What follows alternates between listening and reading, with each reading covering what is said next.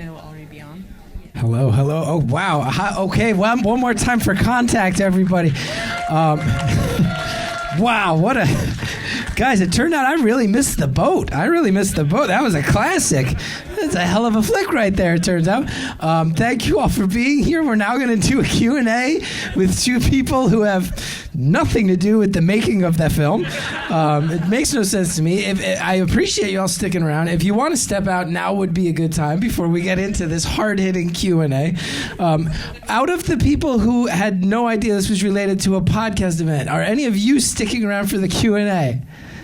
Wow, bold. It's already so late, and you're now going to watch two people who you have no context as to how they even know each other discuss a film that neither of them has anything to do with. Wow. God bless you, and I hope you come out for the rest of this weekend's event because you are dedicated. So for the listeners of the show, who heard the episode Whirlpool Galaxy? Does anyone remember this? This was, of course, one of the all-time classics of the show. Our friend Charity is here. I've met, you may have heard, we did a follow-up call in person in the Airwolf Studios. It was, I believe, to date, the only in-person follow-up we've ever done, and we were both adorably sort of nervous about it. I should have known it was her when she got to the studio because she was wearing space-themed pants. And I want to welcome my friend and yours, Whirlpool Galaxy, so we can discuss this classic. Charity, how are you? So great to see you again, face to face. Oh, look at this. We should have sound checked both mics. Oh. This is a thing I like to do. I like to make sure they turn it on 10 seconds late so that I can be like the alpha dominant presence. I see. Conversation. That's my vibe. So you weren't wrong. That was a good flick. Right? Yeah, I like it. Did you guys like it? Yeah. And now for anybody who doesn't know, now this makes a lot of sense to me because I did know, of course, you study astrophysics, I believe. Yeah. But you also, in your call to the podcast, detailed, familial loss. It was an intense conversation, a really beautiful one that I learned a lot from, and I felt a lot of feelings.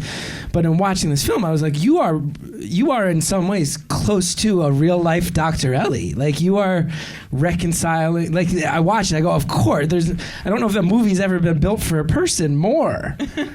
Thank you. I never thought of it that way, but I guess we do have a lot in common. Yeah.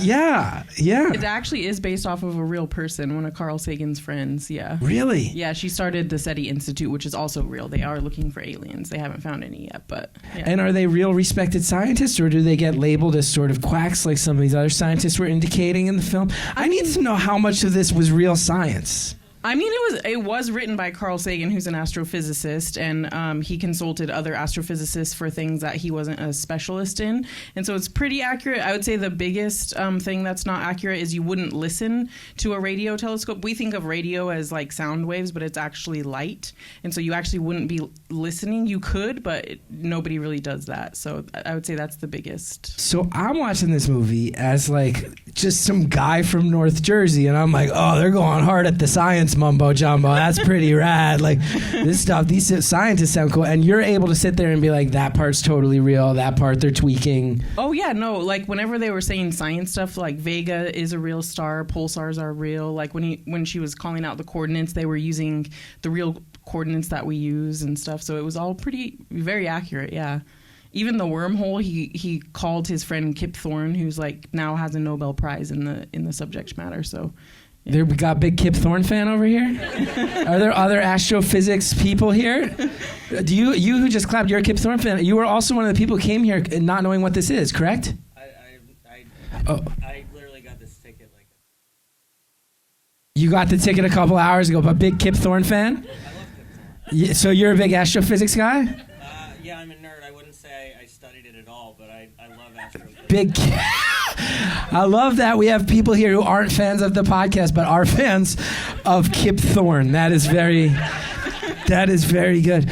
Wow. So I was left wondering, something that we may have talked about in our two conversations that I don't know, but I don't know that I ever asked you directly. I'm watching this and I'm sitting here going, this idea, how beautiful is that? This idea that like faith and religion and science aren't clashing as we paint them, but in fact you need scientists who have a sense of wonder and who have the doubts of what's on the other side, and maybe the instinct that they could be the one to answer some of those big questions, to be the one to push through barriers, to use science to explore. I'm sitting here soaking that in for the first time, of like scientists with a sense of wonder who aren't the know-it-alls are the ones we need. But I don't know that I've ever asked you outright, what's your relationship with faith and spirituality and religion?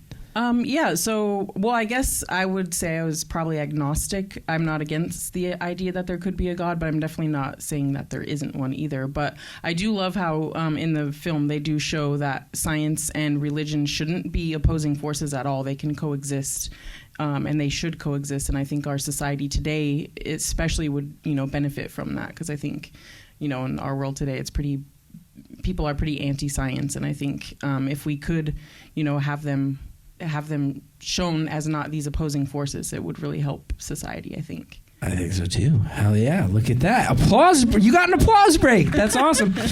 Can I tell you, I was hoping that they would get to Vega and meet the vegans, and the vegans would just be like hipsters who were like, we don't eat meat and cheese. Like that.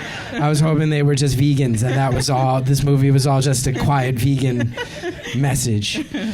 So let's say someday things like this unfold in the movie, and they want you to get in the pod, do you get in? Oh, I would go in the pod, yeah. You didn't even hesitate. Yeah, wouldn't you? Would you go? Would I?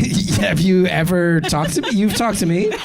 You've talked to me for more than 30 seconds. I wouldn't get in the pod. No, I would not get in the pod. No, I'm pretty okay with where I am right here.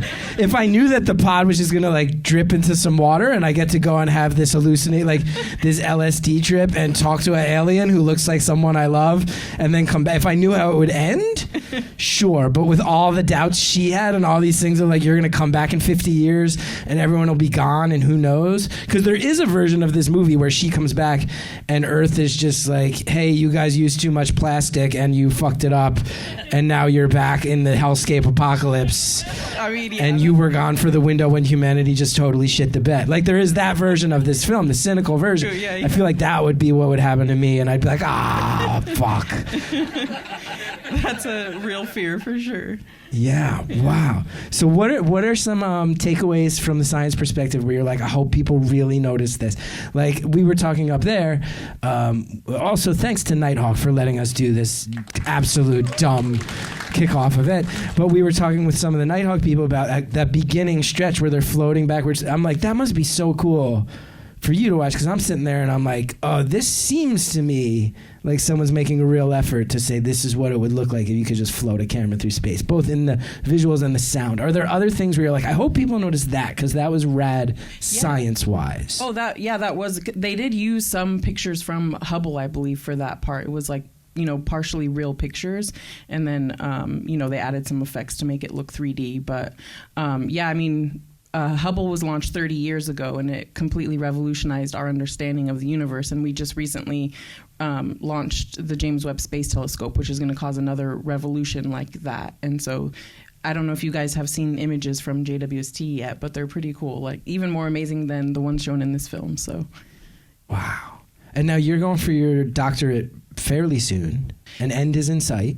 Yeah, hoping to graduate basically a year from now, yeah. Are you starting to have a sense of what you're going to do once you attain it? The dream would be to work at NASA. The reason I chose the school I'm at right now is because it puts me in a good position to maybe end up there. So that would be the goal, but there's not a whole lot of jobs there. And when you get to NASA, there's all sorts of positions. What's the dream? What's the dream? So I love doing research. I study galaxy, so I would love for part of it to be research. But then also, like Carl Sagan, who wrote the film, he was an outreach scientist, which is something that I'm really passionate about, connecting with the public about science in a way that's understandable to everybody. I'm really passionate about that. So I would like to be an outreach scientist as well, which they do have mixed jobs like that, where, for example, 50% of your job is to go do outreach, and then another 50% is to do research, for example. So what are the odds? And I'm asking honestly, dumb. I'm bad at that. I love asking dumb questions. What are the odds that you someday go to space? I mean, very little. But you would if you could. Oh yeah, I'm gonna apply. I'm qualified now, so I'm gonna start. This is what I was going. I thought you were gonna say like I would want to be an astronaut, but you're gonna apply. You're gonna see if you can get on that track. Yeah, for sure. So there's a chance someday all of us here are sitting here and reading up on the news, and we're like, oh, that person we watched Contact with is currently in fucking space. Like that's. And apologies to the Bruno family that I keep cursing so much. So sorry, Heidi. I'm so sorry. There's a chance. There's a slim hope that someday we're all just like, yo, she did it. She's in space right now. Hopefully, like 18,000 people apply and only 12 get in. And typically they choose military folks. But they do choose scientists every once in a while. And I am learning to fly airplanes, which does help your chances. So You're going for a pilot's license as well. Yeah, I've only done like 10 hours or so far. But yeah. You're not messing around. You're being like very cool about it. But astronaut is, that's the reach. I'm gonna like for me, I went to Rutgers as my safety school. I had some reach schools that were not really feasible. For you, the reach, the safety is like outreach and research, and the reach is International Space Station. Or the moon. They are going back to the moon. They're going back to the moon, or even Mars. Would you go to Mars? I'd go to Mars, yeah. But isn't Mars the one that they're like, if the people who sign up for this, like, you're gonna die on Mars, you're probably not making it back? Oh well, no. NASA has a return plan. NASA does. Yeah. If they do it, it would be like in the 2030s. But they first have to go to the moon and do a lot of stuff there first. But yeah. And when you say a lot of stuff, that's shorthand for there's a lot of things I could explain, but you're not going to get them anyway, right? No, I mean things like, build a rocket that doesn't blow up, for example. Like one that could take you that far. So go to the moon, rebuild rockets to launch from there. Oh, I don't think they would do that, but they do need to build like a really big rocket. They are building a really big rocket that could go to Mars, but they haven't fully tested it, for example. And you would do that? Yeah. Wow. I don't go on roller coasters. I bet a lot of people would do it, right? I'm not crazy. Round of applause. Who would go to space if you could? Oh, see? Who would not? Pretty even split. Pretty even split. And I'll also say it leans a little heavily more towards me than the audio picked up, because a lot of the people who were scared to go were also like shy hand raisers instead of clappers.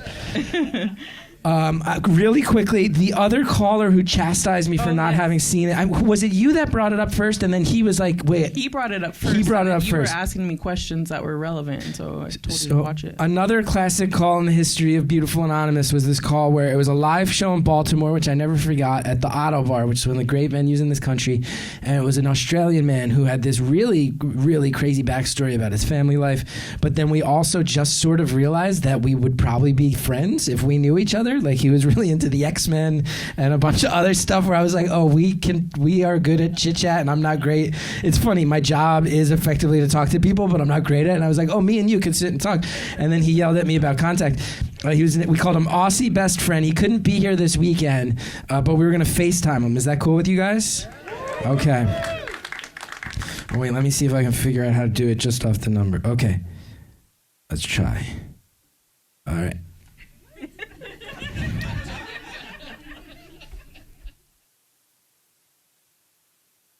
Okay, let's see. My hand is cramping up. My weird earth. What time is it over there? Oh, he doesn't live in Australia anymore, I don't think. I don't want to dox him too hard, but we're not like... Oh, okay. Yeah, it's not like 4 a.m. Yo, what's up? Hey. How you doing? Hello. Your hair looks great. I'm on my phone. Hello. Hi, how are you?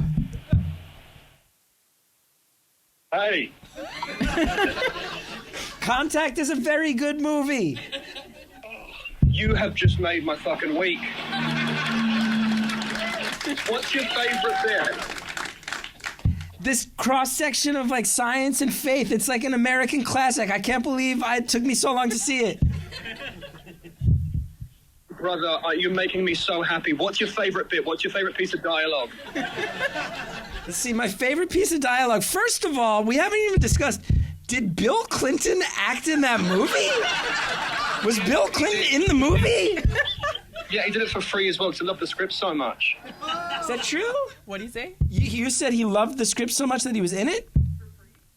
Yeah, he did it for free while he was president because he loved the script so much because that piece of work was so powerful. Oh, you're a little fucking trickster. You're fucking with me. Where are you right now? That makes the world to me. What'd you say? Where are you right now? I'm outside of an AA meeting. It's my 10-year anniversary today. Hey, look at that. Congratulations. Thank you so much. Oh, also, this is... How's it going there? You enjoying yourself? Yeah, it's really fun. We're at our kickoff event. This is Whirlpool Galaxy. Hello, Hey. I'm Miles. Oh, I shouldn't say that. I'm a person. Miles, and then we're using first names. And then these are all these people who are here. Some of these people have never heard Beautiful Anonymous. They just came to see the movie Contact, but for some reason they're sticking around for this. I was doing some research earlier. I don't think there's been a screening of that film in a cinema in the past 8 years. So thank you for the work that you're doing. Wow, okay. Yeah, I'm happy to bring it on back. And also, Love is Everywhere and 39-Year-Old Grandma are also here tonight. Oh, amazing. I wish I was there. Me too. Look how shockingly great this guy's hair is. You can see it. It's pretty good, yeah. Ever seen a better head of hair than this dude? No, he has pretty shiny hair, yeah. Thank you so much. That means a lot. Dude, have you read The Immortal Hulk? Did you read Immortal Hulk? It's great. I haven't yet, but I'll get it tonight since you finally watched Contact. Oh, no. Well, that was Thor. Now that I've watched Contact, you got to go read all of Walt Simonson's Thor. That was the deal. Okay. That seems fair. That seems totally fair. I'll get onto it tonight. All right. Well, I'm going to go back to asking Whirlpool Galaxy about science. It was lovely to check in with you. What an amazing thing. Lots of love to everyone. Thanks for forcing me to watch this movie. And most of all, congrats on 10 years. That's an amazing accomplishment. Thank you, brother. I'll see you later. All right, bye. Oh, he hung up first. Okay. He hung up first. Yeah, that blew my mind. So Bill Clinton was legit. He was like legit a good actor. Was he really? Or was that just repurposed footage of Bill Clinton? Oh. Wait, Bill Clinton sued them? Well, no. They Oh, so you're a movie guy. I saw it in theaters. 97 you saw it, yeah. And are you familiar with Beautiful Anonymous at all, or are you just here helping us out tonight? You can be honest, it's fine. Are you a fan of Beautiful Anonymous, or are you just now going to break down Bill...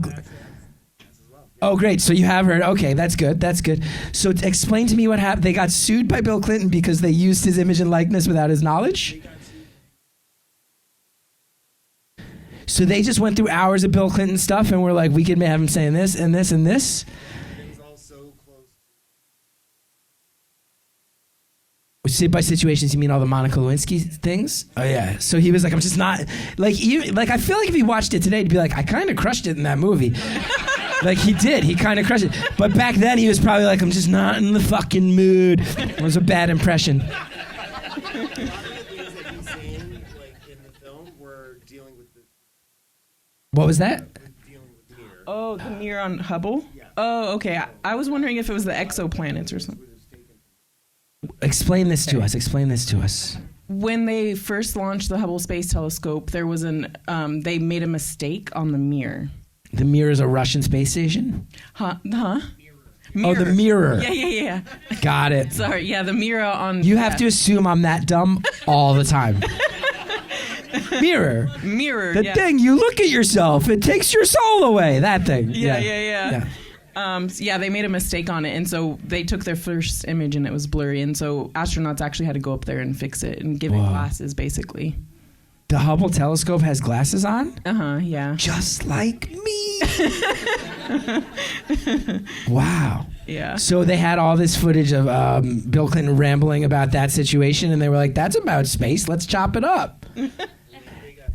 Yeah, I bet. That's a big swing by Robert Zemeckis, huh? Like, let's just take... Because you could just cast somebody as the president pretty easily. And instead he was like, let's just steal the real president? That's one of the weirdest choices made, but it worked out. Forrest Gump. He did it for Forrest Gump? Or like Forrest Gump was like talking to... Oh, yeah, I guess... Is this just a thing he does? Which president did he use in Back to the Future? Not President, Crispin Glover. Crispin Glover? So Crispin Glover was in Back to the Yeah. and then he didn't come back.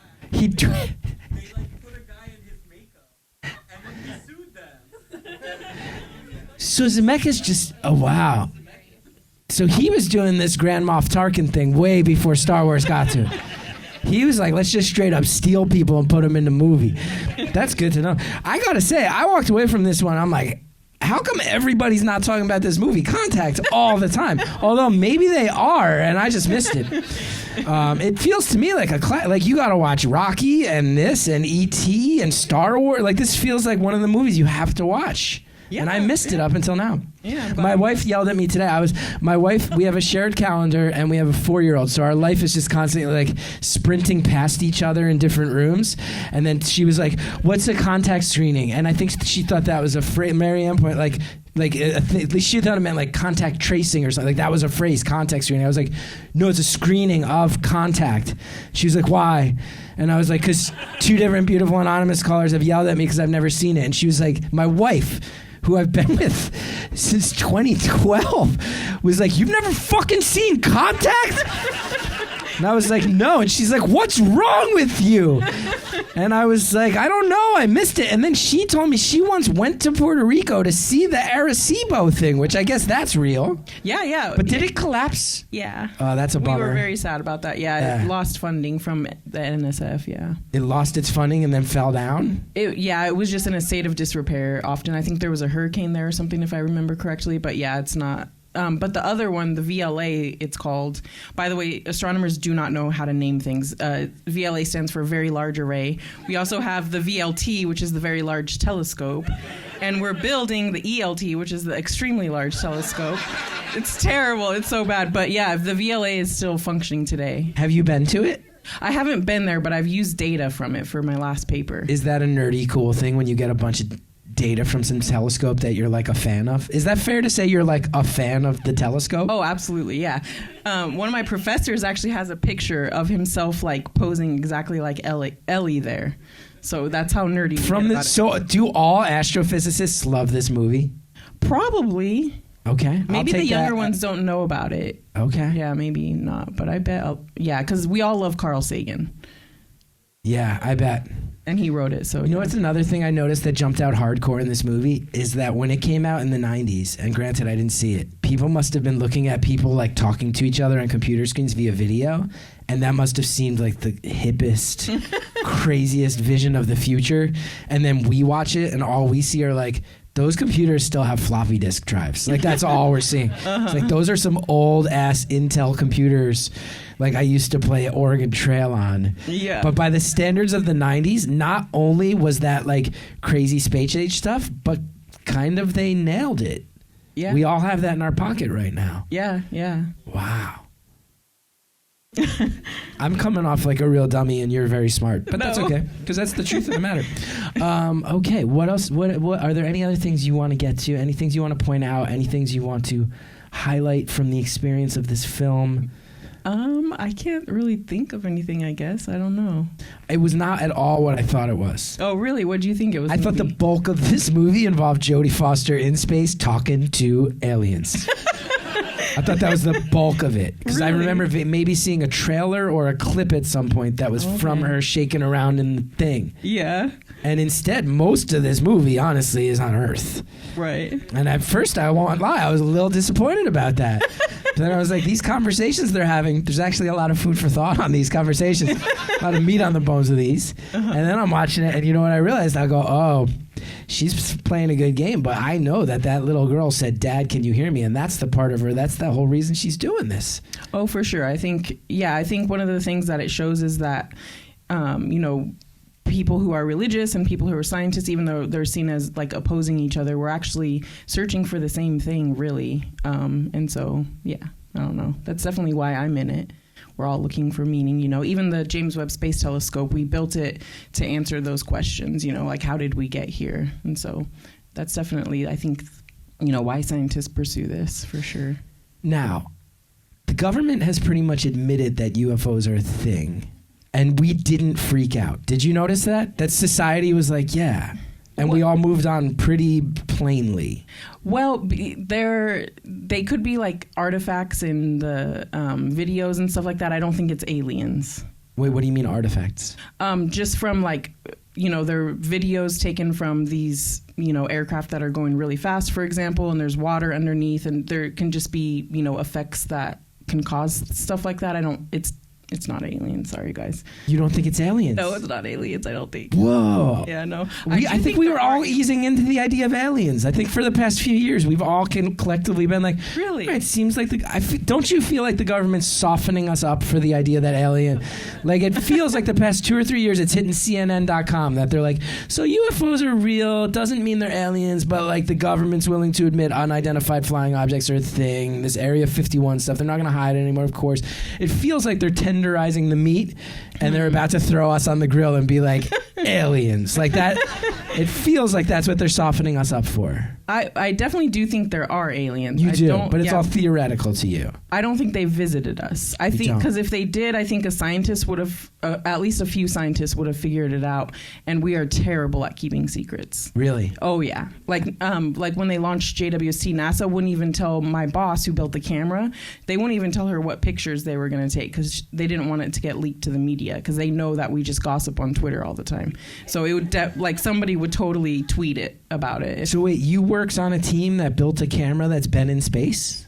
Well, you work under someone who has been that hands-on. Yeah, my PhD advisor, she built the main camera on the James Webb Space Telescope. The main camera, the one that we all look at the pictures of. Yeah, and her husband built the other one, but she built the main. So like the pictures that come back and people are like, get to the most HD screen you can get to because these are like stunning and beautiful and mind-blowing. Yeah. You know the person that made that camera. Yeah, she's my advisor. What is your life? What is this?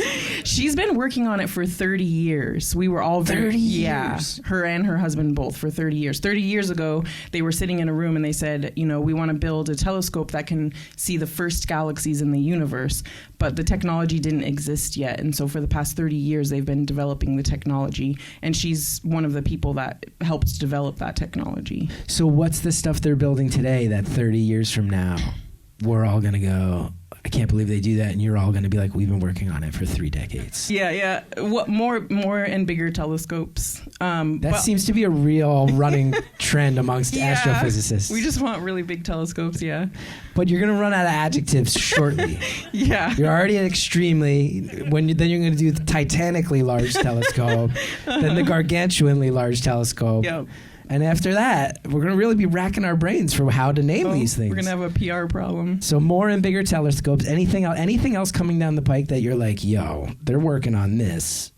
So the instrument that they built to detect gravitational waves is crazy that they were able to do that. It's one of the most, profound instruments humans have ever built. It's ridiculous that it works. And they want to make one in space, which is crazier than that even. So, and actually, not to keep bringing up Kip Thorne, but he's the one, that's how he got his Nobel Prize, was building that one. Yeah. Did you know that? I actually didn't know that. Here's how nuts that is. You're like, so they've got this gravitational wave machine. They're going to build one in space, which is nuts. It's nuts that they have one here. My only reaction to that is, what's a gravitational wave? I don't even know what that is, let alone... Fair. They were only very recently discovered. So Einstein theorized, that they would exist, but we haven't been able to build the technology to actually detect them. So what happens is, for example, 2 black holes will be rotating around each other, or it can be a black hole and a neutron star, but basically... What? Yeah, 2 black holes rotating around each other, and eventually they collide. And when they collide, it's so energetic that it causes ripples in space-time. Like, so when these gravitational waves go... This is a real thing that you can read up on right now. We've seen it now. It was You have. Well, I mean, you've read the data. You've read the reports. Yeah. And that's one place where we do listen to the data. They listen for they call it a chirp. Just like contact? Yeah. They listen for this chirp. They call it a chirp. And that's space and time bending in a way we never knew was really happening? Yeah, and they're just happening all the time. We've detected probably 10 or less of them now. But yeah, when it travels through the Earth, for example, the Earth changes size briefly. What? It bends space-time. So it's only by like the width of, I think, the nucleus of an atom. So it's not very big, but it does change the size of everything as it travels through Including space-time. all of us? Yeah. But All of us are being stretched by these space-time disruptions that we only recently identified? yeah. Freaks you out a bit, huh? Yeah, it freaks me out a bit. And what's this thing about how the Earth's core is starting to spin in the wrong direction? Is that something I need to be worried about? No. No, they're just blowing that out of proportion to freak me out. And all these asteroids flying close by, they're being dramatic about that as well. Really? Yeah. We're not going to get taken out by an asteroid anytime Well, soon? we could actually. Then why'd you just say it's not a big deal? Well, the ones that they've been reporting about aren't a big deal, but it could happen. So theoretically it could. Well, it happened to the dinosaurs. Yeah, I'm familiar. Yeah. As the father, believe me, as the father of a 4-year-old boy, I'm well aware. I often hear about just earlier today, he was like, "Daddy, do you know dinosaurs are alive right now in our world, this world?" And I was like, "Stop freaking me out, man." Just trying to actively convince me dinosaurs were chasing our car. That's wild. That's really wild. Here's a very genuine question. So they can now build machines that they're going to float in space that are tracking gravitational waves, which relate to something that I don't understand, involving the space-time continuum bending in ways that Einstein theorized and that we're all still catching up to Einstein today and proving all his stuff. And yet, my car stalls in the winter. Like, why? How can we do what you guys do, and yet so much shit breaks all the time, day to day, for all of us? Maybe give us more funding. Ooh, that's what it comes down to. I'll also say this too, and I wonder what you're thinking. Like, for them to be like, but this machine will cost $500 billion. We've now, inflation has hit enough where I was like, that doesn't sound like that big a number. Well, yeah, the James Webb Space Telescope, I think, is probably the most expensive instrument that NASA's ever built, and it was $10 billion, and they were, upset about that, and it took NASA's almost entire budget to build it. Wow. Yeah. So we have the movie got it right. We are funded by NASA and the National Science Foundation and occasionally eccentric billionaires. Is that true? Yeah. Like, even there's one here in New York City, the Simons Foundation. How do I get him to fund Beautiful Anonymous? Yeah. Because they're fucking with my contract lately. Maybe we got to go talk to that. Mm-hmm. That guy... to have a They're movie not that eccentric. Well, to have a movie that's like so faithful to science and then also has all these deep conversations about religion and God, and then has real footage of Bill Clinton, and then also has one dude who's just straight up like, "Hello, Dr. Ellie." It was so fun. At first, I was like, "Get out of here with that nonsense," but then by like the third time he came back, I was like, "This is so fun." This is like a movie that's like about fantastic stuff, but it's also trying to ground itself in reality, but also has like an early 60s era Marvel comic book Doctor Doom type villain.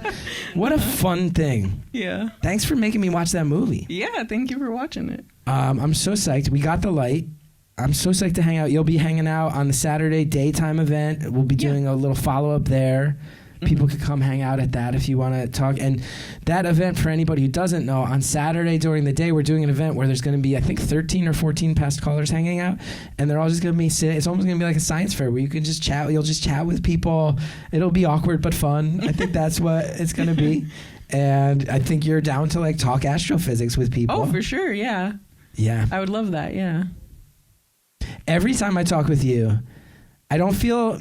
You're one of those people where I feel dumb because you're so smart, but it's not because you're doing anything. It's actually like with a feeling of love where I'm like, I'm glad there's people like you in this world who are so much smarter than me, so I can just drive around in my little Honda going to the Burger King drive-thru feeling like there's people in the world looking out for all your stuff. I'm not that good. smart, I promise. Yeah, but, all right. All right. But anyway. Thank you. I appreciate it. I also do want to mention, and I want to will this into existence, my hope is that if we talk about it, not putting pressure on anybody at Nighthawk, but just sometimes you say things out loud and they happen. Maybe someday it'll screen out here. There's actually a documentary about your life that's been made that's being floated around the festival circuit right now. Do you want to tell people about it? Yeah, so, I mean, you pretty much summed it up. A documentary's been made about my life. And it's... premiered in 2 film festivals so far, both in Arizona, and we're applying to other film festivals. And definitely one of the reasons I felt comfortable doing it was because of this community and how supportive everybody was when I told y'all my crazy story, and you guys were so sweet and everything. And that gave me some, bravery to say yes to do this crazy documentary. And what's the name? I know because I follow it on Instagram. Oh, yeah. So I didn't name it. It's called Space, Hope, and Charity. My name's Charity. So, yeah. Space, Hope, and Charity. I like that you, that's a beautiful name. It's not a big, real big telescope. Like that you didn't have a problem with. But Space, Hope, and Charity, that's a pretty great name for a documentary about you. And I hope I get to see it soon. I hope everybody does. I hope it takes over and wins many Oscars, and we all come back and reconvene here at Nighthawk to watch it together. Charity, thank you so much for doing this. Thanks to everybody for coming out. This was a real great kickoff event, and can't wait to hang out with some of you guys the rest of this weekend. And now is the part where we say goodbye, and I awkwardly schlep up the steps past all of you. Okay, thanks, everybody.